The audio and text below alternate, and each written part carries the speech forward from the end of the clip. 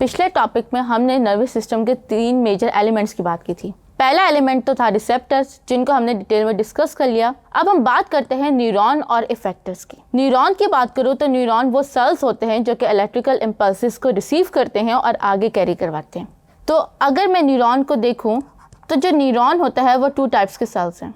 एक neuroglia sales, जिनको हम लोग ग्लायल सेल्स भी कहते हैं, और दूसरे हमारे पास जो है वो नर्व सेल्स। अब जो नर्व सेल्स होते हैं वो हमारी नर्वस सिस्टम का या न्यूरॉन्स का 50% क्रिएट करते हैं, जबकि जो ग्लायल सेल्स होते हैं वो हमारी नर्वस सिस्टम का 50% क्रिएट करते हैं। नर्व सेल्स का काम होता है इलेक्ट्रिकल इम्पल्सेस को कैरी करवाना, जबकि हमारे जो ग्लायल सेल्स होते हैं वो हमारे न्यूरॉन्स या नर्व सेल्स को प्रोटेक्ट करते हैं।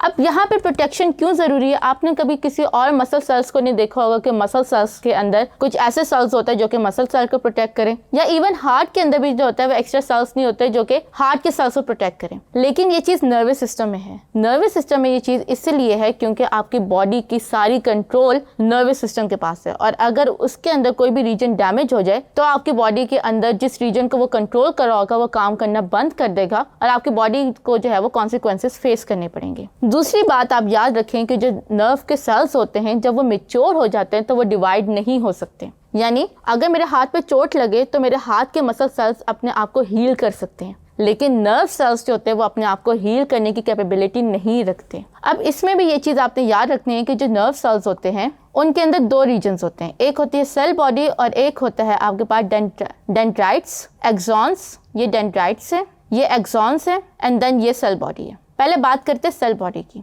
सेल बॉडी के अंदर मेजर आपके पास न्यूक्लियस है जो कि पूरी सेल को कंट्रोल कर रहा होता है। उसके बाद आपके पास कुछ ऐसे ग्रेन्यूल्स आते हैं जिनको हम लोग नेसल ग्रेन्यूल्स कहते हैं। अब ये जो नेसल ग्रेन्यूल्स होते हैं ये बेसिकली आपके गोल्जी अपरेटस और माइटोकॉन्ड्रिया से क्रिएट हुए होते हैं, क्योंकि आपके जो बॉडी होते हैं या आपके जो न्यूरॉन्स होते हैं उनके अंदर एनर्जी या प्रोटीन की सिंथेसिस बहुत ज़्यादा हो रही होती है। सो that's Y rough endoplasmic reticulum और राइबोसोम्स की प्रेजेंस इसको जो होता है वो ग्रेन्यूल या ग्रेन्यूलेटेड सेल बॉडी जो होता है वो प्रोवाइड करती है। फिर उसके बाद इसके अंदर जो आउटर मोस्ट रीजन होता है वो होता है डेंड्राइट्स के। डेंड्राइट्स जो है ये आपके एक फाइबर लाइक स्ट्रक्चर होता है जो कि आपके न्यूरॉन्स को या मैसेज को रिसीव करते हैं। यानी अगर मैं बात करूँ तो हमारी नर्व्स के अंदर जो होता है न्यूरॉन के अंदर 2 रीजन्स हैं। एक फाइबर्स जो कि मैसेज रिसीव और कन्वे करते हैं, दूसरा सेल बॉडी जो कि इन फाइबर्स को कंट्रोल करती है। उस जो फाइबर्स हैं उनमें पहली चीज़ जो आपके पास है डेंड्राइट्स है। डेंड्राइट्स जो होते हैं ये मैसेज को रिसीव करते हैं, इसीलिए आपने देखा है कि ये सेल बॉडी के इस तरह से अराउंड फैले हुए होते हैं, काफ़ी सारे फाइबर्स होते हैं। मैसेज आपका यहाँ से आएगा, ये आपके डेंड्राइट्स के अंदर आएगा, and then dendrites through cell body आपके मैसेज को आगे फॉरवर्ड कर देंगे। देन हमारे पास जो दूसरा रीजन होता है वो होता है एक्सॉन। एक्सॉन भी जो होता है वो न्यूरॉन के अंदर फाइबर रीजन होता है। अब ये जो होता है ये समटाइम्स 1 मीटर लॉन्ग भी होता है। अब ये इसके अंदर जो प्लाज्म या इसके अंदर जो साइटोप्लाज्म होता है उसको हम लोग एक्सोलीमा कहते हैं। ये एक्सोलीमा के अंदर जो होता है वो माइटोकॉन्ड्रिया और गोल्जी ऑपरेटस बहुत ज़्यादा होते हैं।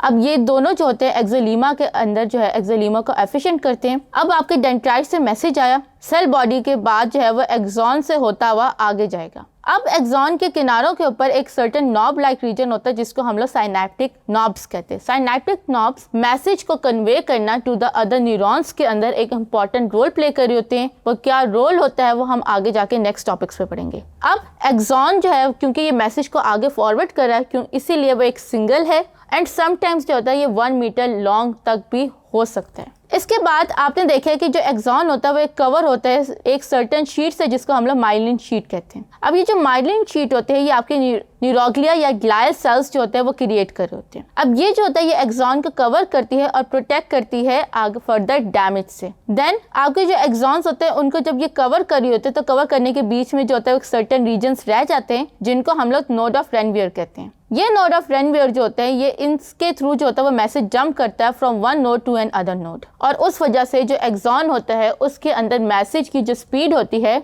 वो 50 टाइम्स फास्टर हो जाती है। देन हमारी बॉडी के अंदर 3 तरह की न्यूरॉन्स हैं। और हर न्यूरॉन एक खास फंक्शन के लिए अडेप्ट है एंड डिजाइंड है। तो जो पहली न्यूरॉन है वो है सेंसरी न्यूरॉन। अब सेंसरी न्यूरॉन जो होता है वो मैसेज को एक्सेप्ट करती है और ब्रेन तक लेके जाती है। सो दैट्स वाई इसकी जो होती है वो सेल बॉडी वो काफ़ी ज़्यादा शॉर्ट स्टॉक होती है और इसके जो एक्सॉन और न्यूरॉन्स होते हैं वो काफ़ी ज़्यादा जॉइन होते हैं। तो इसको हम लोग कह सकते हैं कि इसके एक्सॉन एंड डेंड्राइट जो होते हैं वो कंबाइन होकर डेंड्रॉन क्रिएट कर देते हैं। फिर उसके बाद हमारे पास आते हैं इंटरन्यूरॉन।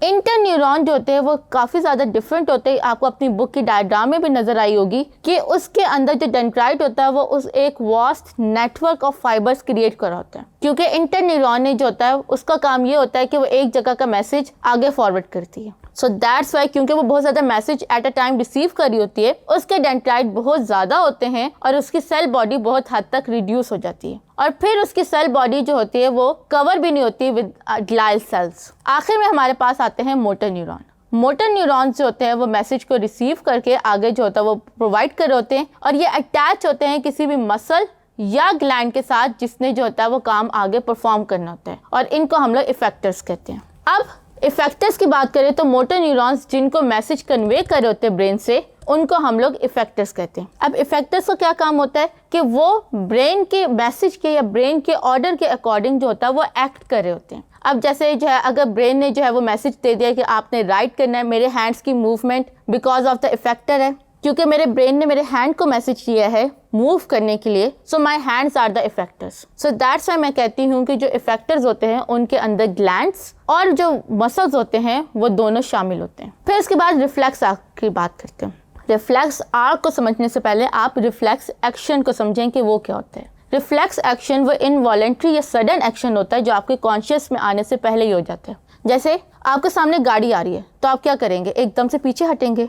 सो आपको दिमाग को भी समझ नहीं आएगी कि क्या हो रहा है, लेकिन आप एकदम से पीछे हट जाएंगे और पीछे हटने के बाद आपको रियलाइज हुआ था कि आपके साथ क्या हुआ है। So this is the reflex action. अब ये जो रिफ्लेक्स एक्शन होता है वो जो होता है वो आपके इसके अंदर आपके स्पाइनल कॉर्ड का बहुत इंपॉर्टेंट रोल होता है। यानी आपके सेंसरी न्यूरॉन्स ने फॉर एग्जाम्पल यहाँ पे जो है वो एक पिन है, उसको आपकी जो है वो स्किन ने टच किया, उसके अंदर पेन हुई और ये जो है ये आपके सेंसरी न्यूरॉन्स के अंदर गए। सेंसरी न्यूरॉन्स से ये आपका मैसेज जो है वो ब्रेन की बजाय स्पाइनल कॉर्ड में जाएगा एंड देन स्पाइनल कॉर्ड से ये वापस जो है ये आपके मोटर न्यूरॉन्स में आएगा और मोटर न्यूरॉन्स से जो है ये मसल्स जो है वो कॉन्ट्रैक्ट होंगे और ये हाथ जो है ये पीछे हट जाएगा। लेकिन जैसे ये स्पाइनल कॉर्ड से मोटर न्यूरॉन में आएगा वहाँ पे एक नर्व होगी जो कि ब्रेन को भी मैसेज बताएगी और ब्रेन को आगाह करेगी कि मैंने किस चीज़ पे एक्ट किया। इसीलिए जब आप किसी चीज़ नुकीली चीज़ को टच करते हैं तो हाथ हटाने के बाद आपको दर्द का एहसास होता है, क्योंकि जो स्पाइनल कॉर्ड होता है वो काम करने के बाद ब्रेन को मैसेज देती है कि यहाँ पे जो था वो हमें चोट लगी तो हमने हाथ पीछे किया।